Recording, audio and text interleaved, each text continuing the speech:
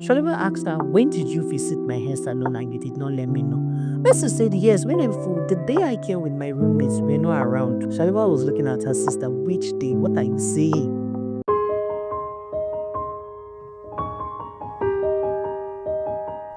Shaliwa is a young, beautiful lady. She has always lived her life with her parents. But after Shaliwa was done with school, she had no job after she was done with NYSC. But she remembered that she had learned how to braid hair while she was in school. So Shaliwa decided to take up the job of braiding. But when she wanted to start, she decided on her own not to go back home. But that same place where she was doing her NYSC, that was where she was going to start braiding.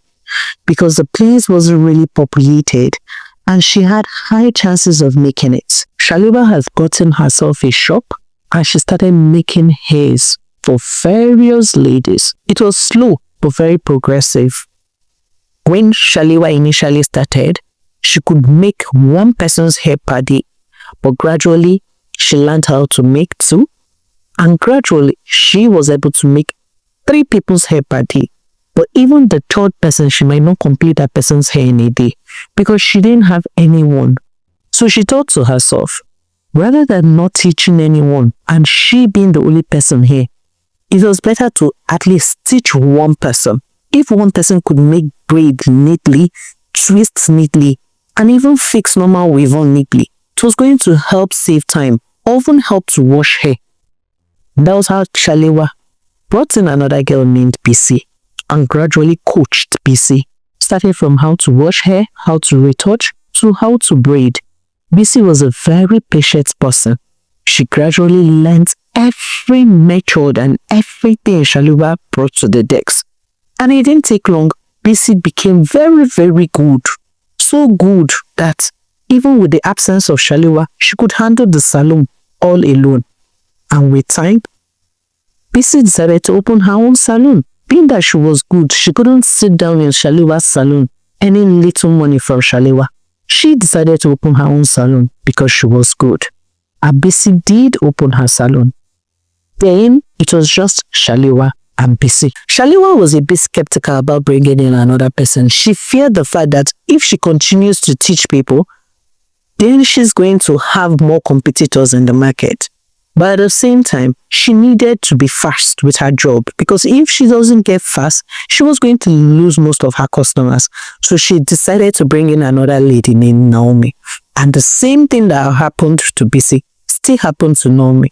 Naomi was very interested, did everything fast and quick, and in less than 1 year, 6 months, she was really good and she left. This continued happening to Shaliwa, but Shaliwa did not want to give up. She continued bringing girls, coaching them, but now what she decided to do was that she wasn't going to teach them everything she knew. She was going to teach them some things and some of that she would just leave it that way, hoping that whenever they run away to open their own salon, they will learn it at their own salon. And that was what she started doing. In fact, she even made her salon open for various girls to come and learn. She just taught them the primary basics, things that she knew that they could just do for regular people. And anyone that was difficult, they will have to refer that customer to her. She will remain the queen bee there. It didn't take long. Shaliwa had lots of helping hands. Her business was booming. She was doing well for herself. She was at that point in her life where she felt fulfilled. She felt she had attained the height she needed to. She had the competitors, but they weren't much. Most of them didn't know everything that had to do with hair. She was the one that knew most of it. Few months down the line, most of the ladies she had taught left, opened their salons, and others even started going as far as learning other styles and skills from neighboring villages. So the market became very, very competitive. Even when Shaliwa had students, she barely had customers. The whole village was already saturated with hairdressers, left, right, center. The moment a lady leaves her house and decides to go and make her hair, she had over 10 options to choose from. It wasn't just Shaliwa again in the market, neither was it just Shaliwa and BC. There were so many people. They were all good. They knew different styles. Shaliwa made up her mind that she was going to learn other trading styles when it comes to braiding, how to fix human hair, how to make a wig, the glueless wig, and so many other skills. It took Shaliwa a long period of time in order to acquire all these skills and be very good at it. And the moment she was good at it, it felt like all her customers returned, as the trending styles were mostly done in Shaliwa's salon. The glueless wig, bone straight hair, everything good was done in Shaliwa's hair. In fact, Shaliwa even introduced her own hair products line, ranging from shampoo, conditioner, anti-dandruff, and even the best conditioner for natural hair, Taxi to be precise. People were storming, people were running to her. Most hairdressers started looking for ways to improve their skills too. They wanted to also do the same thing Shaliwa was doing. Shaliwa can't be the only person getting the bigger fish, whereas they are left with the fingerlings. And that was how other ones increased their cost. They went as far as learning various skills. Even if it took a huge chunk of money from their pockets, they went as far as learning everything they needed to know about making hair, braiding, fixing weave-on, and even revamping. Anything that was necessary to make a woman look good, they went to learn it. The moment the competition became outrageous, Shaliwa did not know what to do.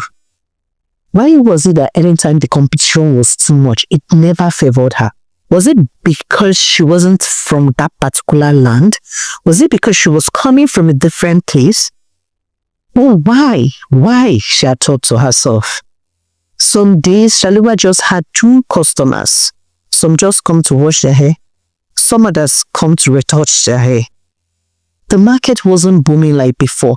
For her hair products, she basically don't even sell the way she used to sell when she had initially launched the products. Shaliwa kept on asking herself, but where did she go wrong? If it's for braiding, she has learned how to be fast.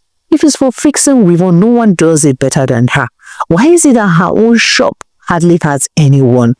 She had even tried to make friends with the people around so that they could often visit her own shop, but it wasn't easy. One fateful evening, while she was sitting down in front of her shop and eating bread, an old woman walked up to her and asked her what troubled her.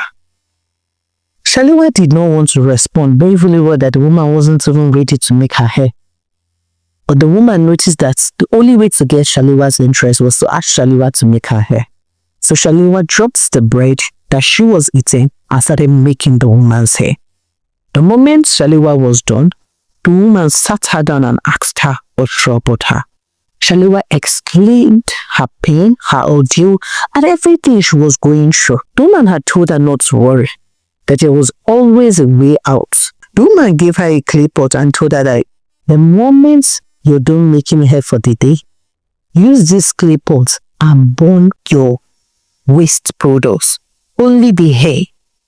Every other thing that is not hair should be done in a different place. Shaliwa asked what was the reason for that.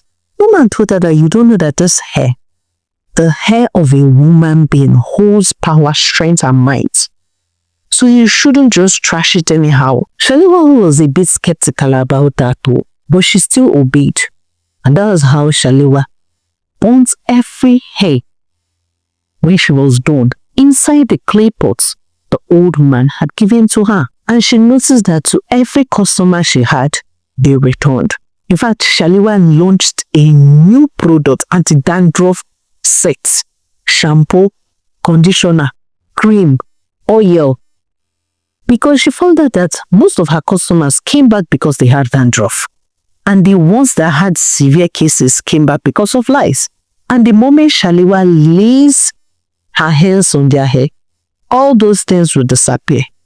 Shaliwa was happy. She was really glad.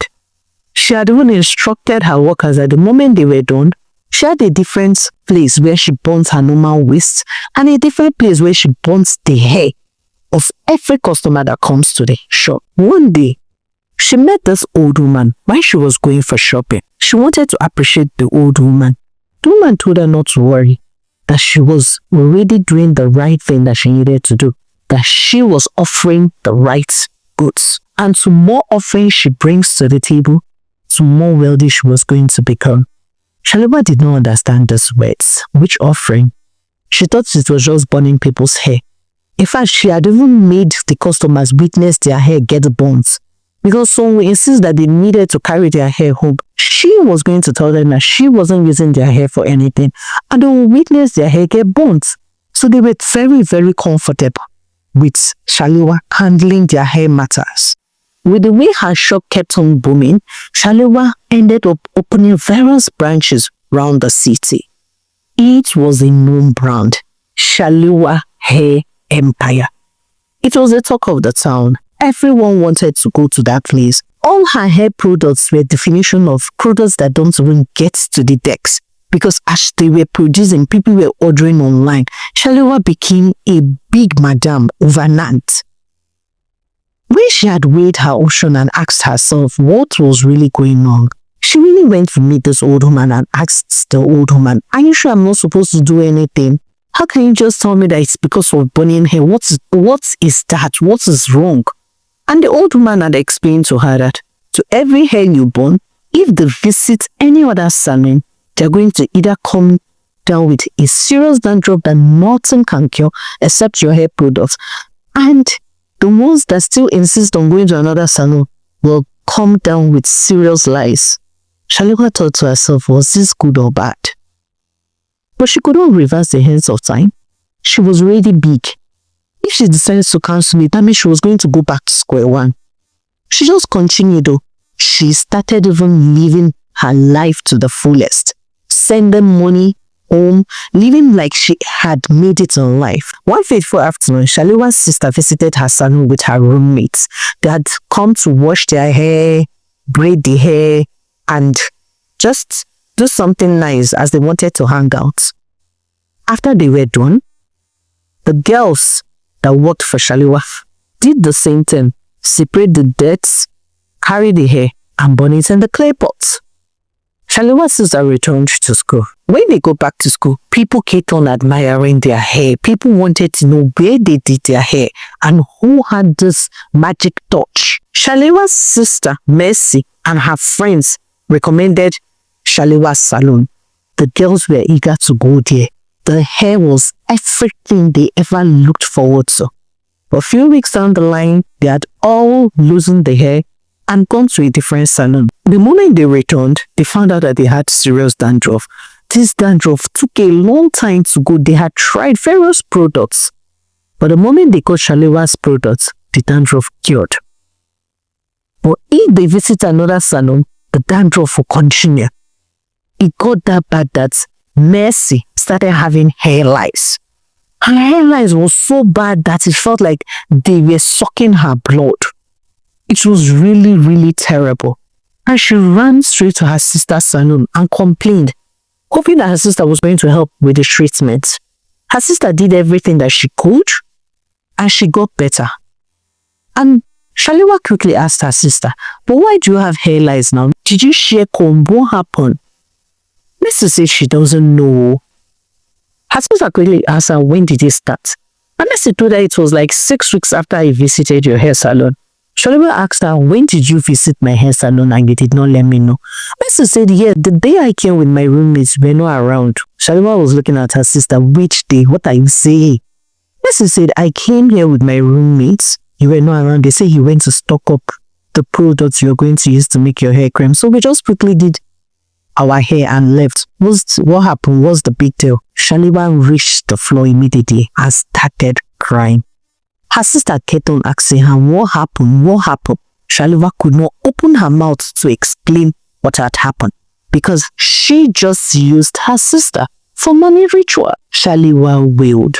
Shaliwa went to this old woman and pleaded with her if she could reverse it. The old woman told her no. The only way to reverse it is death. Do you know how many souls you've eaten? Do you know how many destinies you've taken? So because you took the destiny of your sister, you think you can just reverse everything.